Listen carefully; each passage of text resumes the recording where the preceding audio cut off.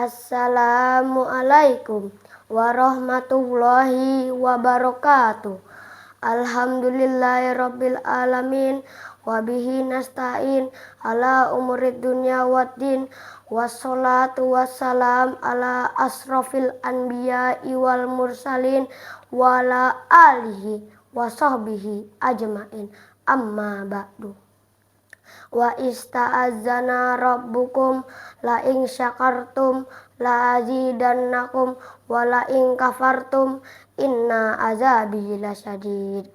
Yang sama-sama kita hormati para dewan juri yang adil dan bijaksana, para hadirin yang berbahagia, puji syukur kehadirat Allah Subhanahu wa Ta'ala yang telah memberikan nikmat-nikmatnya kepada kita semua.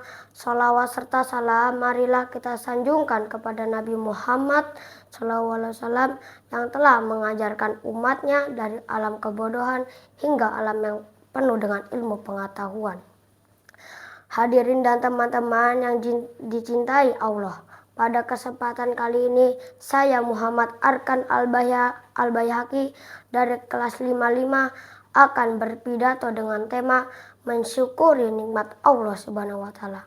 Bersyukur adalah ungkapan yang berisikan pujian Allah Subhanahu wa Ta'ala. Syukur berarti mengakui segala kebaikan dan nikmat yang telah Allah berikan kepada kita. Tidak sedikit pun dari hidup yang kita lalui terlepas dari nikmat Allah Subhanahu wa Ta'ala. Bukankah setiap saat, setiap menit, bahkan setiap detik kita selalu memanfaatkan dan menikmati fasilitas serta anugerah Allah Subhanahu wa Ta'ala. Tanpa anugerah dan fasilitas dari Allah itu, dapatkah jantung kita berdetak, darah kita mengalir, mata kita melihat, telinga kita mendengar? Tentu saja tidak. Betul apa betul? Betapa besar anugerah dan nikmat Allah dari mulai yang terkecil hingga sampai yang terbesar, dari yang terlihat maupun yang tak terlihat. Andai kita mencoba menghitung anugerah dan nikmat Allah, tentu tidak akan mampu menghitungnya. Allah Subhanahu wa Ta'ala berfirman, wa in ta'uddu nikmatallahi la tuhsuha innallaha laghafurur rahim. Dan jika kamu menghitung nikmat Allah, niscaya kamu tak dapat menentukan jumlahnya. Sesungguhnya Allah benar-benar Maha Pengampun lagi Maha Penyayang. Pada para hadirin wal hadirat rahimakumullah, ketika kita melihat kondisi bangsa Indonesia sungguh sangat memprihatinkan. Tsunami Aceh di beberapa tahun lalu, kecelakaan pesawat di mana-mana, dan belum lama ini kekeringan melanda Ibu Pertiwi yang kita cintai ini. Ada satu hal menjadi tanda tanya besar, mengapa banyak musibah yang datang silih berganti melanda Ibu Pertiwi yang kita cinta ini? Jawabannya adalah karena banyak rakyat kita yang sudah tidak bersyukur lagi. Sebagaimana firman Allah Subhanahu wa Ta'ala dalam surat Ibrahim ayat 7 yang berbunyi, wa ista'azzana rabbukum la in syakartum la azidannakum wa la in kafartum inna azabi lasyadid.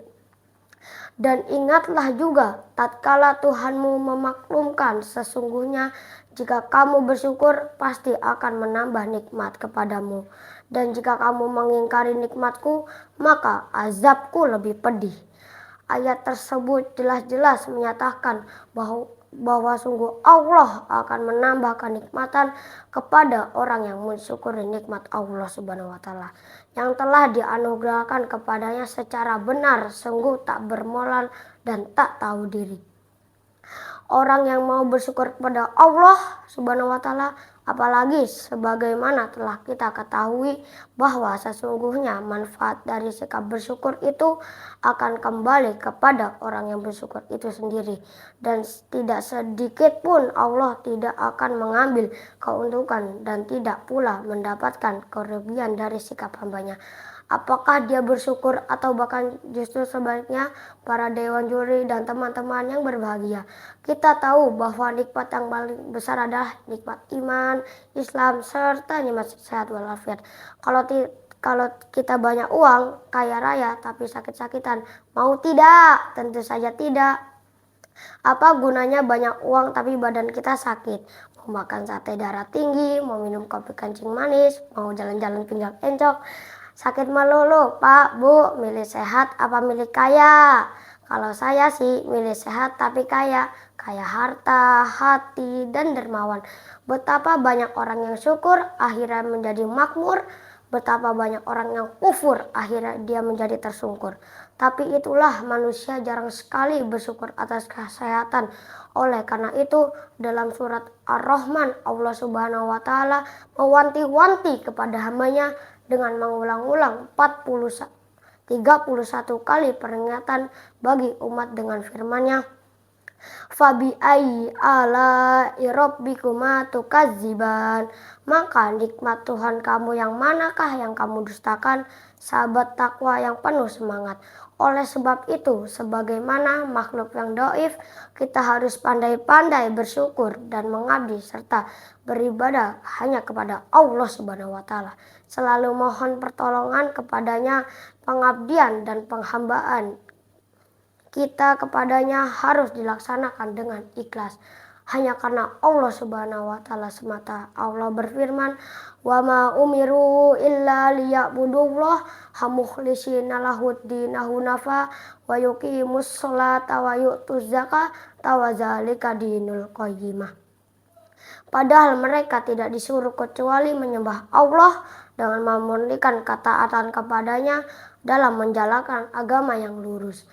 Ya, dan supaya mereka mendirikan sholat dan menunaikan zakat.